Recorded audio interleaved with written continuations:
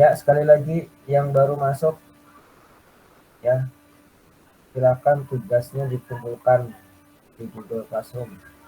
Tugas pekan sebelumnya di-scan, dikumpulkan Google Classroom sekarang juga ya, sambil saya share, saya jelaskan dulu akuntansi Ijaro ya. Oke, Ijaroh ya. Ada yang masih ingat apa itu Ijaroh?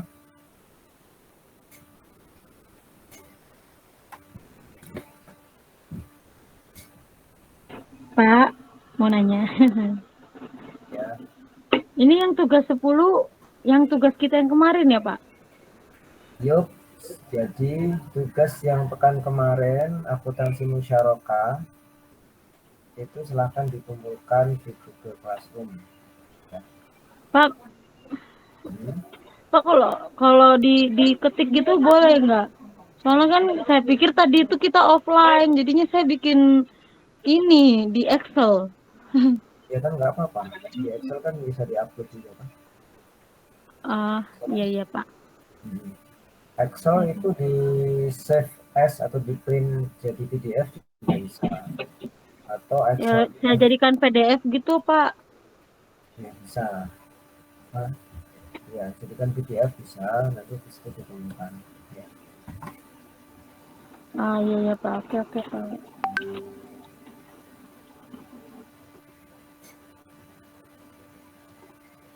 Oke, kita kembali lagi ke slide. Slide saya udah nampak ya di sana ya.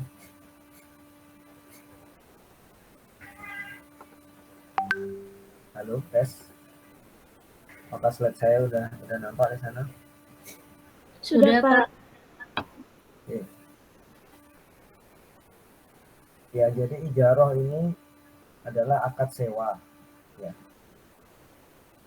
akad sewa. Sebelumnya kita udah belajar murabahah, salam, istisna, ya. Kemudian mudharabah, musyarakah yang terakhir kemarin. Nah, sekarang adalah akad ijaroh, ya. Jadi ijarohnya akad sewa. Sewa tidak eh, selalu dalam bentuk barang, ya. Tapi bisa jadi sewa jasa juga. Contohnya apa? Contohnya sederhananya aja, misalkan kalian bekerja di suatu perusahaan, ya, maka itu akadnya bisa ijaroh. Jadi perusahaan itu menyewa jasa kalian. Nanti kalian mendapat namanya upah sewa. Upah sewa itu ujroh. Ujroh sebenarnya. Nah, ijaroh yang murni itu tidak ada pemindahan hak kepemilikan. Jadi ini khusus untuk yang sewa barang ya. Misal sewa apa namanya, kos-kosan, kontrakan, sewa motor gitu ya. Kalau dia akadnya ijaroh maka ya dia sewa aja. Nanti kalau periode sewanya habis maka barangnya itu dikembalikan. Ya, jadi yang dinikmati hanya manfaatnya. Itu kalau ijaroh murni ya. Nanti ada istilahnya ijaroh muntahiyah bitamlik. Nah, kalau ini ijarohnya itu di akhir periode disertai pemindahan kepemilikan. Gitu ya. Jadi, contoh aja kayak leasing gitu ya. Jadi kalau leasing kan apa, yang konvensional kan kita beli motor nyicil, ya, motornya tapi udah kita pakai. Nanti misalkan eh, temponya 3 tahun, nah, nanti selama 3 tahun kan motornya udah kita pakai, udah kita manfaatkan. Nanti di tahun ketiga motornya pindah kepemilikan, jadi hak milik. Nah, kalau di syariah itu menggunakan ijarah mutahiyah ditamlik. Jadi sewa dulu, ya, sewa nanti di akhir periode motornya itu eh, dialihkan, ya. ijaroh juga ini. Ijaroh yang biasa itu objeknya adalah manfaat, ya, jadi manfaatnya yang di transaksikan. Ya. Tanggung jawab pemelihara berada pada pemilik objek ijaroh. Jadi ya kayak misal sewa kontrakan kos-kosan. Biasanya kalau kayak sewa kos-kosan itu dia ada kesepakatan kan, kalau misalkan ada kerusakan yang besar gitu kan, biasanya ya masih ditanggung oleh pemilik kos-kosan gitu kan. Tapi kalau kerusakan yang kecil-kecil aja, mungkin ada lampu mati ya dan lain sebagainya, itu biasanya bisa itu ditanggung sama penyewanya dengan sepakat. Ya, yang jelas karena hak miliknya masih punyanya pemberi sewa, maka pemeliharaannya juga oleh pemberi sewa.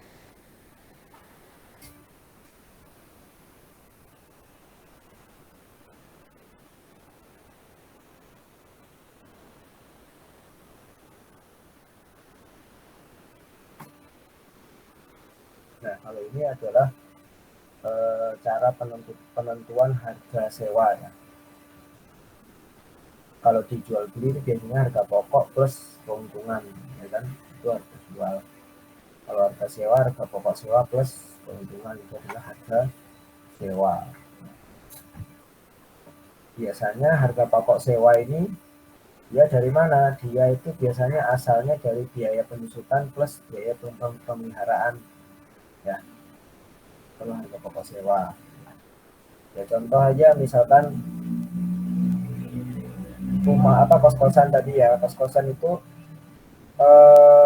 misalkan per tahunnya itu biaya penyusutannya katakanlah nilai kos-kosan itu 200 juta gitu. Nah, kalau misalkan ditaksir dia 20 tahun gitu kan, nah itu kan kalau dihitung menggunakan garis lurus tinggal 200 juta bagi 20 kan, itu berapa? Kita bagi 20 10 juta ya, itu biaya penyusutannya per bulan 10 juta misalkan ya. Nanti plus biaya pemeliharaannya diperkirakan 5 juta, berarti 15 juta. Nah, cara menentukan harga sewa gimana ya? 15 juta plus keuntungan yang ingin didapatkan berapa? Kan 3 juta ya, berarti 18 juta. Di kos-kosan itu dikontrakkan atau disewakan sebesar 18 juta. Ya. Itu cara biasanya untuk penentuan harga. Nah, terus nanti ada perbedaan antara ijaroh dengan IMBT ya. Kalau IMBT ini ijaroh muntahiyah bitamlik, disingkat IMBT. Nah, kalau ijaroh biasa itu nanti penyusutannya sesuai kebijakan lembaga keuangan. Kalau IMBT itu sesuai masa sewa ya. Jadi nanti kita lihat ya bagaimana prakteknya. Ini jenis-jenis ijaroh.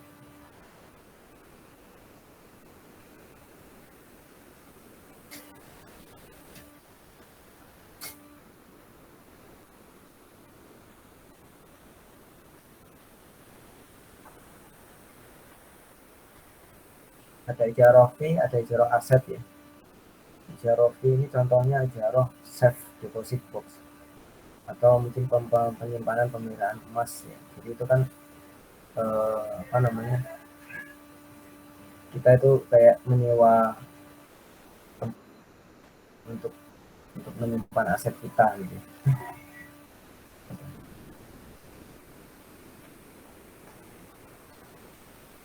Nah, kalau ijaroh aset itu ada aset berwujud, aset tidak berwujud ya. Aset berwujud itu bisa seperti jual ijaroh ya. Kemudian jual ijaroh itu maksudnya sini ada nggak ya? Ada contohnya nanti ya. Jadi jual ijaroh muntahiyah bitamlik, kalau aset tidak berwujud itu nah ini saya yang belum paham ya. Jadi jasa ijaroh bitamlik. Nah ini coba kita lihat di bawah nanti ya. Ini pengertiannya, ya ijarah fi itu akad ijarah yang menjadikan jasa sebagai objek manfaat yang disewakan. Nah, jadi biasanya kalau di lembaga keuangan syariah ya, itu kayak apa ya? Tadi itu ya safe deposit box ya. Jadi yang menjadi objek itu ya manfaatnya, manfaat dari aset kita yang diamankan. Ya. Nah kalau ijarah aset itu yang menjadi fokusnya itu adalah aset ya sebagai objek manfaat, jadi asetnya, ya, bukan manfaatnya. Nah ini contohnya ijarah fee itu pemeliharaan emas di bank ya misalkan. Nah, kita punya emas gitu kan, kita mau simpen di bank supaya aman, ya, itu menggunakan akad ijarah bisa. Nah kalau ini dia sistemnya ini apa nih? Ini gabungan antara ijarah dengan qard ya. Qard itu pinjaman tanpa bunga. Simpan, pelihara. Nah,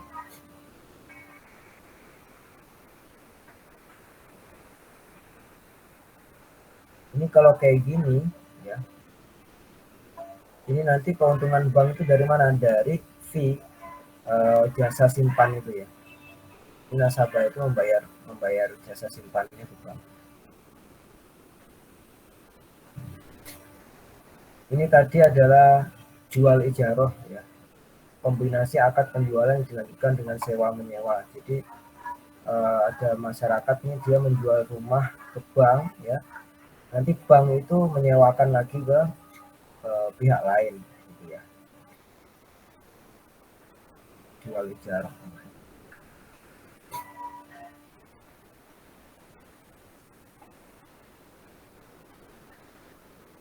Ini yang tidak boleh ya, yang tidak boleh itu kalau misalkan ada masyarakat menjual rumahnya ke bank, nanti bank itu menyewakan lagi ke nasabah yang menjual tadi.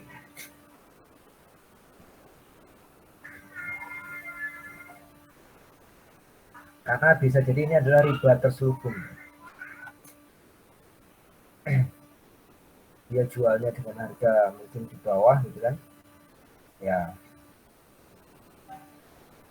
Karena dia butuh uang. Kenapa motivasinya dia menjual ya? Karena nasabahnya ini butuh uang, butuh cash money. Ya. Wah, tapi kemudian bank mempersyaratkan kalau gitu rumahnya nanti kamu sewa. Ya. Jadi kayak seolah-olah nasabah ini mencicil dengan cara membayar uang sewa rumah. Nanti harganya ditinggikan lagi. Ini yang disebut riba terselubung ya. Kalau yang seperti ini boleh, karena ini kan pihak lain. Pihak lain.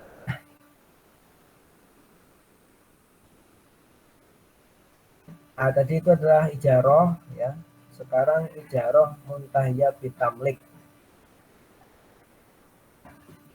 Jadi sebenarnya kalau untuk apa namanya di PSAK-nya sendiri, kita belajar PSAK-nya.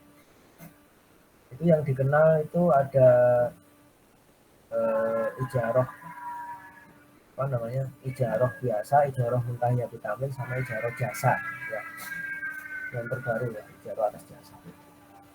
Nah itu, jadi kalau misalkan tadi ada macam-macam ijarah buahnya itu ya nanti dibuat pengetahuan aja ya.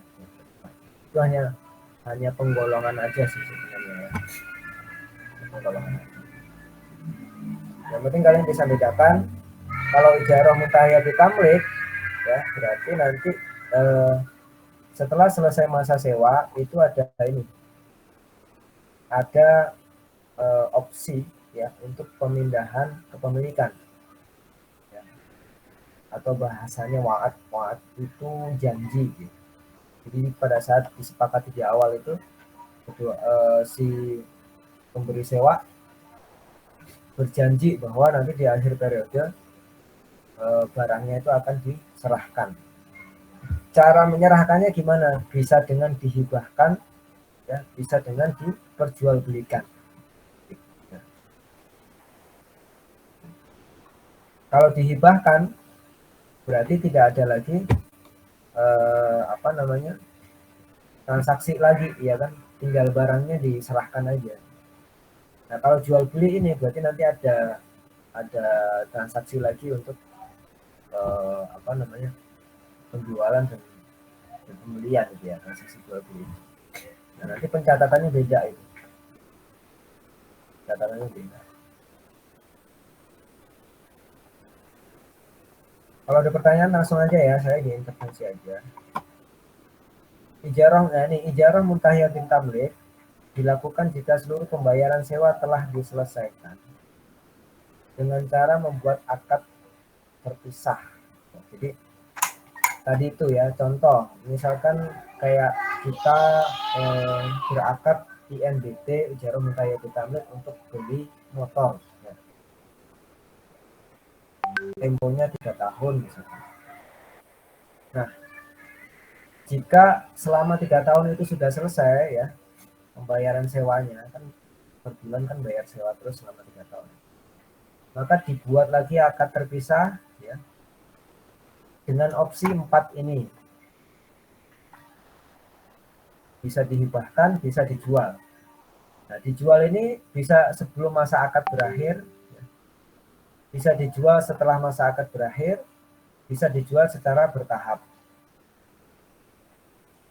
Jadi ada penjualan itu juga ada opsinya juga ya, nanti di akad ijarah muntahiyatin tamlik ya. Jadi misalkan 3 tahun itu belum selesai, belum genap 3 tahun, misalkan baru 2 tahun setengah, tapi sudah ada akad baru untuk dilakukan penjualan ya, boleh silahkan. Nah, nanti setelah ada akad penjualan itu masih berlangsung yang akad sewanya sampai 3 tahun genap. Ini akad ijarah muntahiyatin tamlik. Nah ini ya, jadi IMDT ini dua, ini ada hibah, ada penjualan.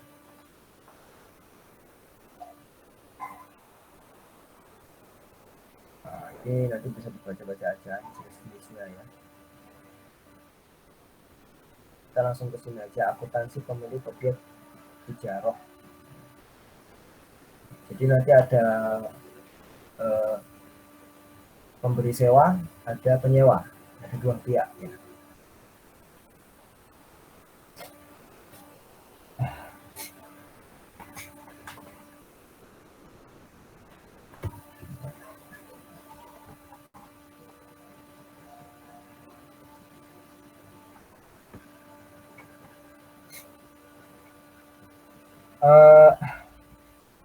Kita bahas dulu tentang pemberi sewa berarti ya. Pemilik objek ijarah berarti yang memberikan yang memberikan barang sewaan itu ya, yang memiliki barang lah ibaratnya ya. Biaya perolehan ya. Biaya perolehan, jadi misalkan dia mau menyewakan motor ya, pada saat beli motornya itu biaya perolehan. Nah, itu diakui sebesar biaya perolehan. Nah, ini mengacu pada PSAK 16 dan PSAK 19 ya.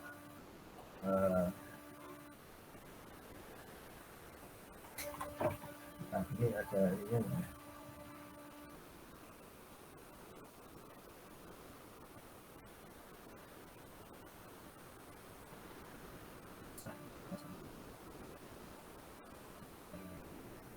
Jadi nanti prakteknya di bawah, ini masih teorinya ya.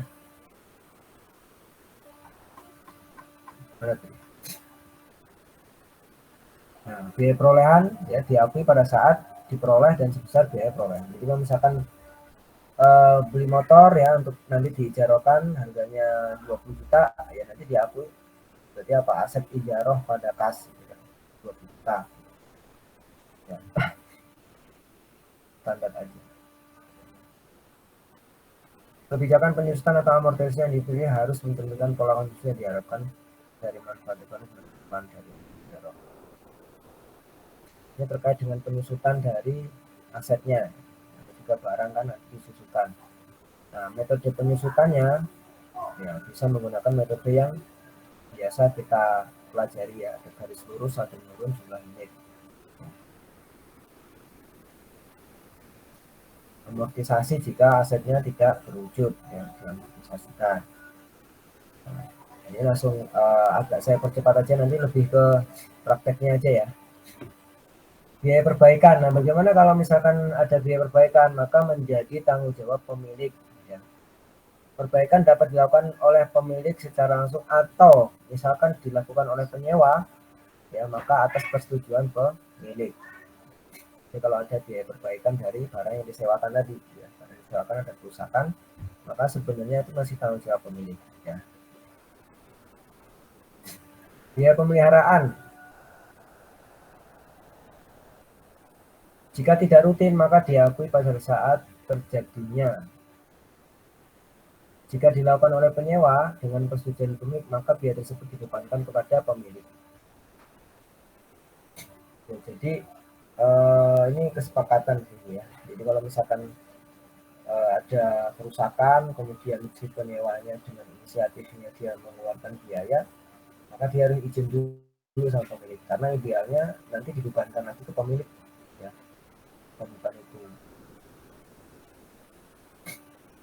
Kemudian IMBT.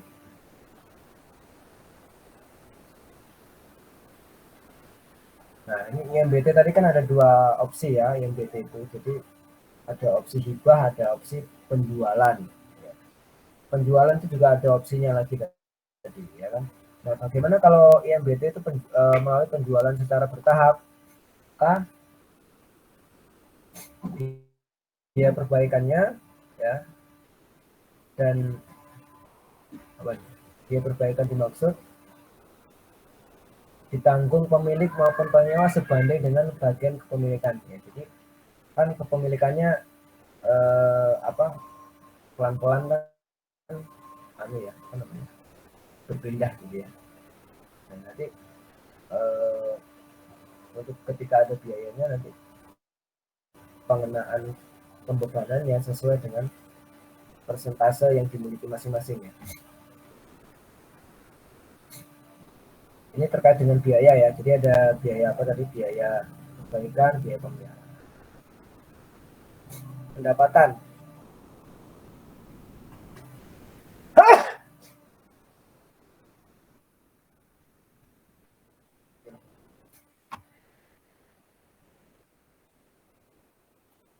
Pendapatan diakui pada saat masa manfaat aset telah diserahkan. Jadi contoh motor tadi selama 3 tahun disewa, ya. Nanti di bulan pertama kan manfaatnya udah dipakai, ya berarti pada saat bulan itu udah boleh diakui sebagai pendapatan.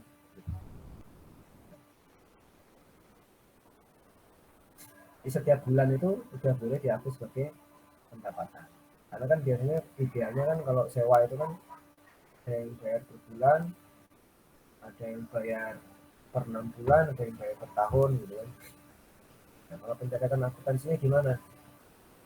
Tergantung. Kalau dia memang pembukuannya closingnya per bulan, ya berarti meskipun bayarnya per 6 bulan misalkan ya, dia bisa ngakui per bulannya karena manfaatnya kan udah diserahkan. Jadi nggak harus per 6 bulan pada saat dia bayar baru diakui sebagai pendapatan. Nah, pada saat melakukan pendapatan jurnalnya seperti biasa, berarti kas pada pendapatan sewa. Kalau misalkan belum dibayar, ya piutang ijaroh ya pada pendapatan sewa.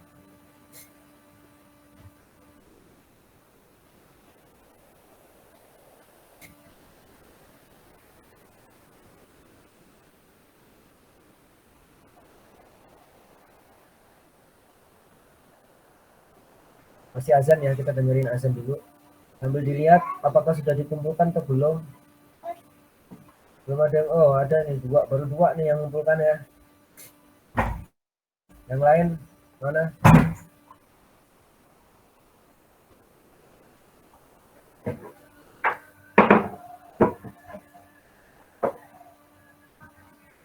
Masih ditunggu ya, sambil dengerin azan dulu.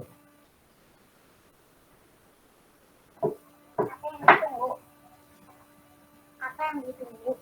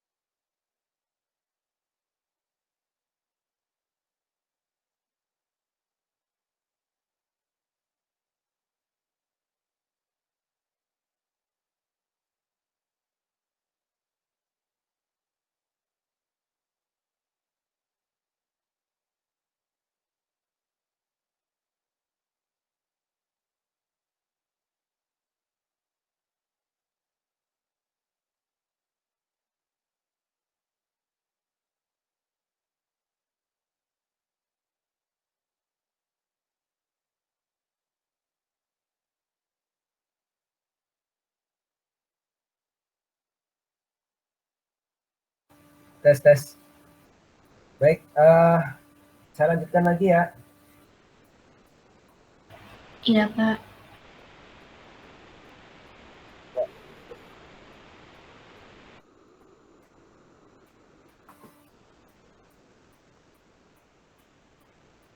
Ya, ini silakan diperhatikan. Ini contoh perhitungan ijarahnya. Contoh soal ya, pada tanggal 10 Maret 2008, Lembaga Keuangan Syariah Mitra Kembali melakukan transaksi ijarah dengan data sebagai berikut. Akadnya ijarah, nama penyewa Hasan yang disewakan Kijang Innova. Harga barang 120 juta, ya.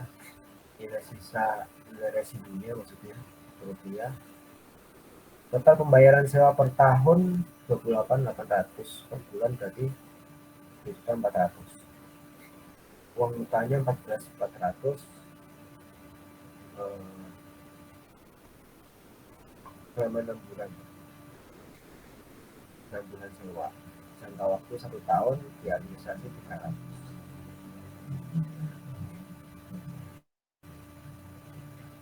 Nah, cara ngitung penyusutannya bagaimana?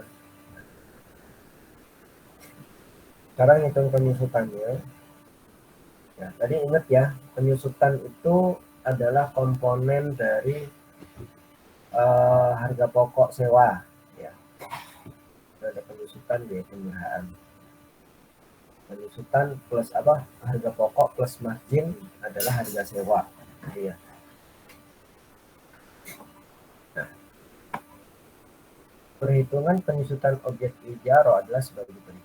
Harga perolehannya 120 juta. Ya, jadi harga perolehan dari Kijang ini 120 juta.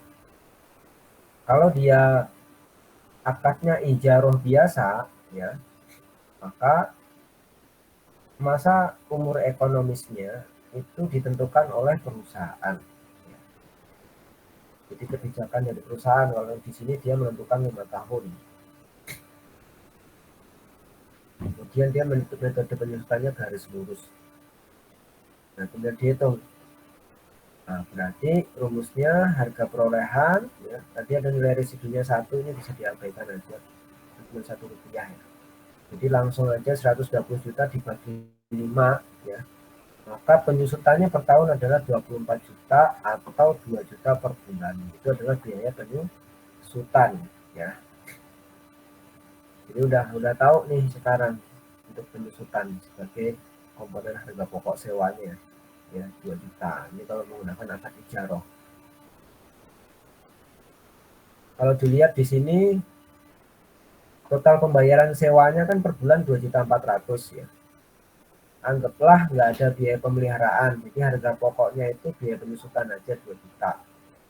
Nah, berarti kan masih untung 400. Ya. Kalau dilihat dari sepintas ini, dia bayar sewa, dia mendapatkan pendapatan sewa 2.400.000 per bulan, biaya penyusutannya 2 juta.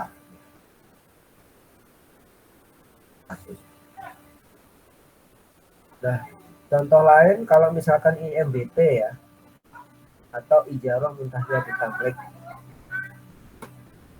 harga perolehannya sama 120 juta, barangnya Kijang Innova, pembayaran per tahun 72 juta, per bulan 6 juta, ya, ada uang muka, jangka waktu 2 tahun.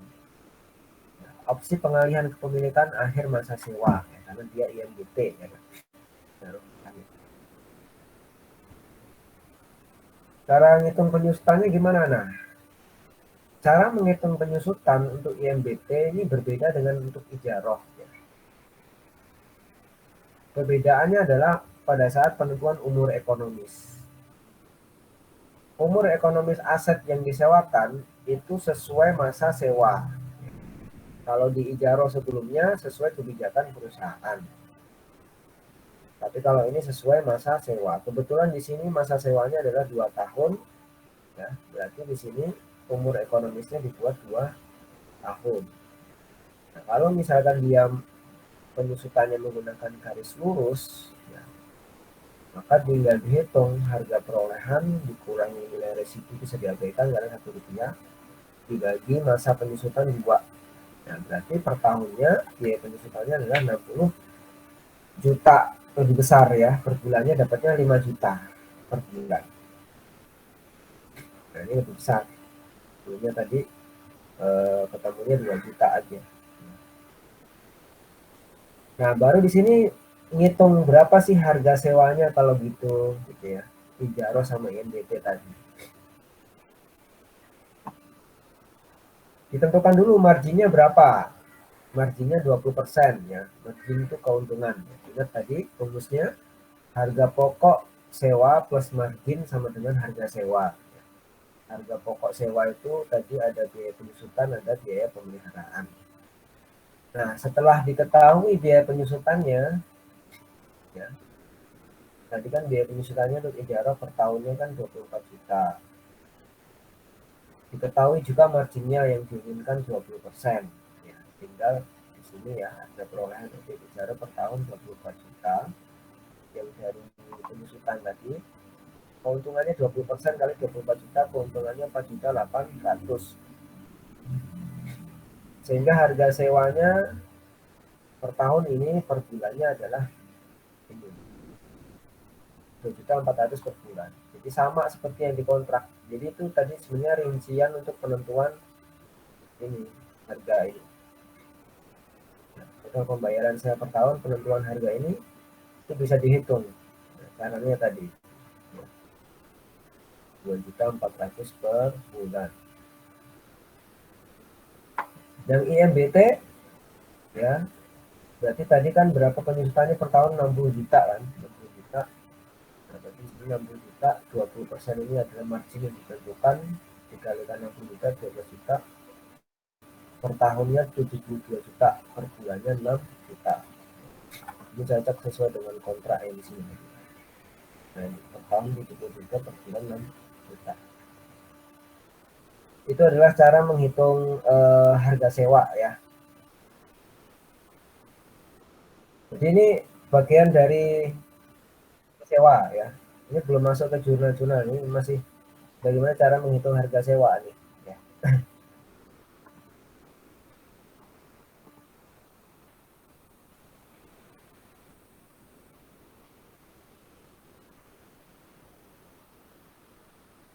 Nah ini hanya ngitung laporan laba rugi aja ya. Tadi itu kan ada, nah di sini dimunculkan biaya pemeliharaannya. Nah tadi sebelumnya nggak ada biaya pemeliharaan. Nah kalau misalkan ada biaya pemeliharaan masing-masing 500.000, berarti yang ijaroh yang pertama tadi rugi ya. Karena kan pendapatan sewanya 2.400.000, biaya penyusutannya 2 juta per bulan, ada biaya pemeliharaan, berarti rugi. Kalau IMBT dia untung 500. Nah, ini adalah cara menghitung harga sewa. Mungkin ada sampai sini.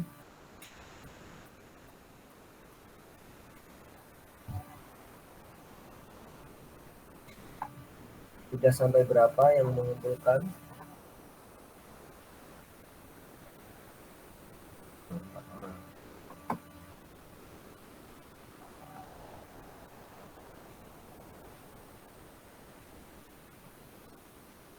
Nah, sekarang akuntansi untuk tadi akuntansi untuk pemberi sewa, sekarang akuntansi untuk penyewa ya.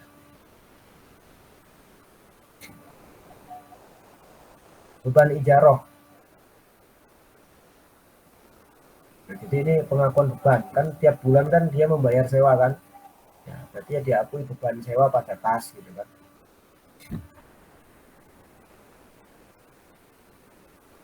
Kalau misalkan belum bayar ya beban sewa pada utang sewa.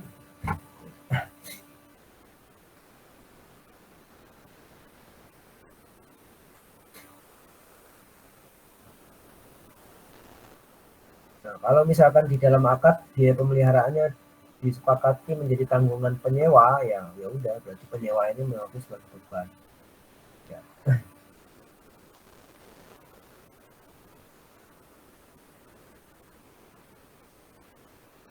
Nah, ini kita nanti lihat pada saat prakteknya aja ya di bawah.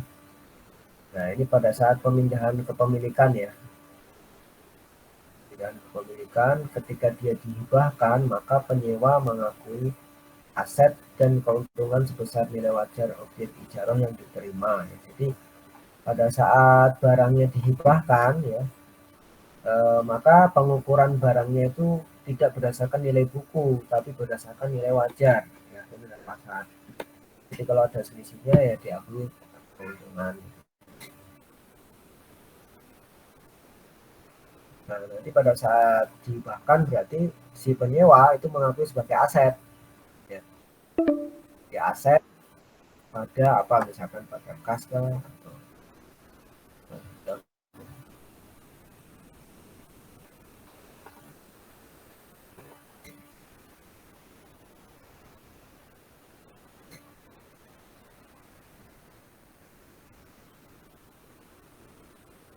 nah, nanti kita coba lihat langsung prakteknya ini biar nggak bingung. Nah ini ilustrasinya langsungnya. Ilustrasi akuntansi akad ijaroh ya, kasus. Nah, di sini sudah dibagi dua ya, ada pemberi sewa, ada penyewa. Ya. Contoh 2 Januari 2007, pemberi sewa dan penyewa mendatangi akad ijaroh atas mobil selama 3 tahun. Disepakati bahwa pembayaran dilakukan setiap bulan 12.500. Ya. Lessor atau pemberi sewa membeli mobil yang akan disewakan sebagai salah satu ke PT Kenzi. Ya. Nah, berarti jurnal pada saat pembelian mobil ya oleh pemberi sewa berarti aset ijaroh pada kas sebesar 150 ya pada saat dia beli mobil. Nah, pada saat si pemberi sewa ini menerima pendapatan dari penyewa setiap bulan, ya. Jadi setiap bulan kan dibayar tuh uang sewanya, ujurnya. Maka dia pemberi sewa mencatat kas pada pendapatan. Nanti penyewa mencatatnya beban sewa pada kas. Nah, kemudian pada akhir periode dilakukan alokasi untuk beban depresiasi, ya maksudnya penyusutan, ya. Selama 5 tahun sesuai masa manfaat mobil dengan metode garis lurus. Jadi ketika memahami soal nanti dilihat dulu soalnya itu ijaroh atau IMBT. Kalau dia soalnya ijaroh, penyusutannya ya tadi umur ekonomisnya itu sesuai dengan kebijakan perusahaan. Kebetulan di sini perusahaan menentukan 5 tahun. Ya. Nah, ini kasusnya ijaroh. Kebijakan.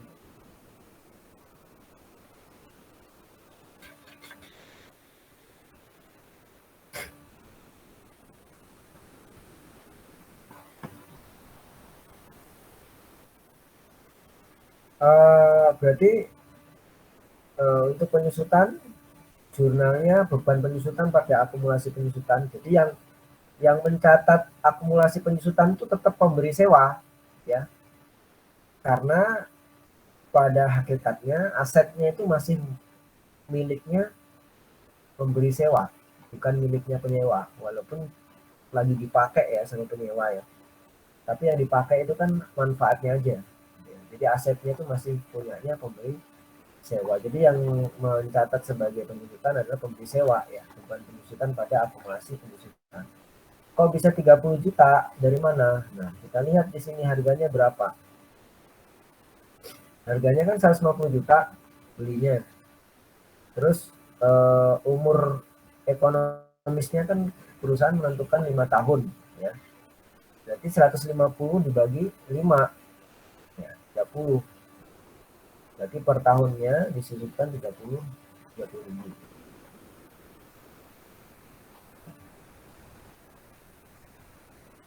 Penyajian pada akhir tahun pertama untuk aset ijaroh. Nah, ini penyajian di neracanya ya.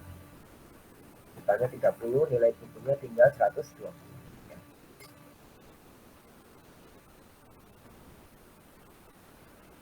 Pada saat akhir kontrak, aset ijaroh dikembalikan kepada pemberi sewa. Ya. Jadi habis nih, ya kan, sudah 3 tahun, berapa tadi kontraknya? 3 tahun, ya kan, sudah 3 tahun. Maka dikembalikan lagi tadi mobilnya itu. Ya, maka si pemberi sewa mencatat sebagai ya silahkanlah mobil X ijaroh lah atau apa gitu ya, aset non kas X ijaroh ya, 150 juta pada aset ijaroh 150 juta. Nah nanti berarti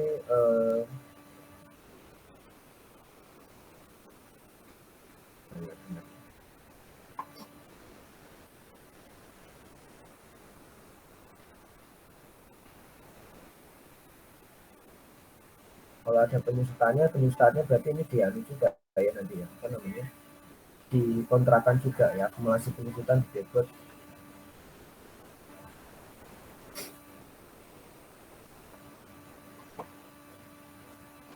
Nah ini contoh untuk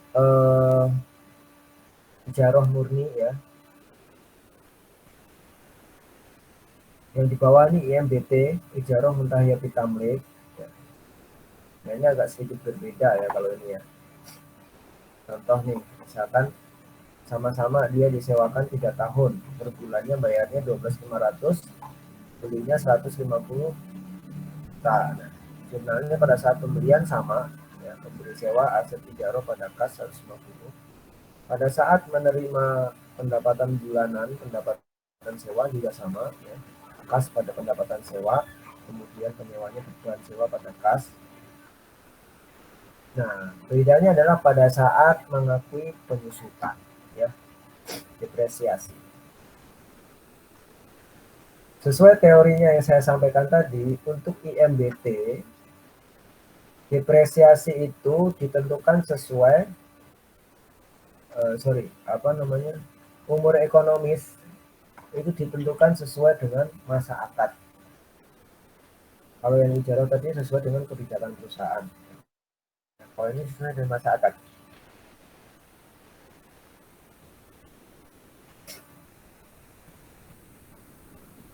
Di sini masa akadnya berapa tahun? 3 tahun. Jadi umur ekonomisnya adalah juga 3 tahun. Nah, kalau dia menggunakan garis lurus, berarti 150.000 dibagi 3.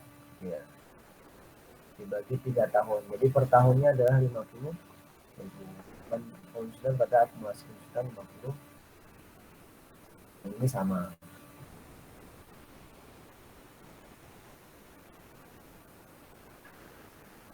Ini adalah penyajian di neracanya. Ya, ya sebagai pengusutan dan mirip. Nah, kemudian ini,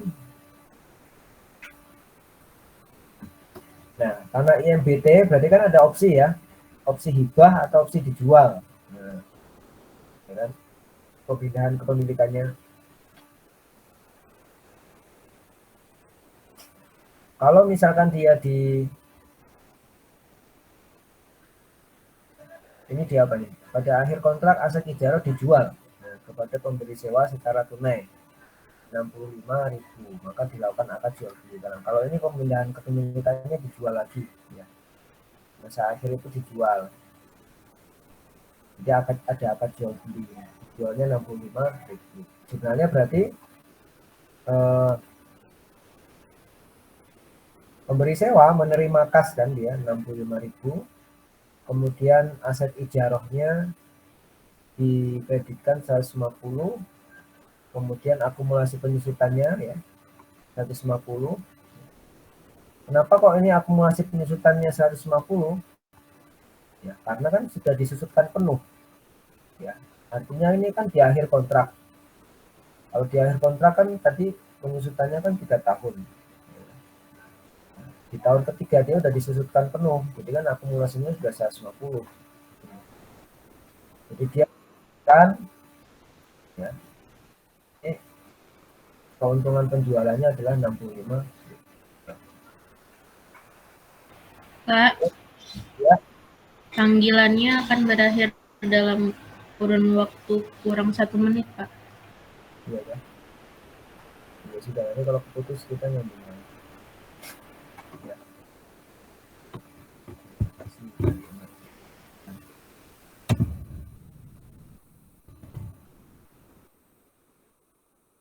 Oke, kita tutup dulu, nanti kita masuk lagi ya. Iya, Kak.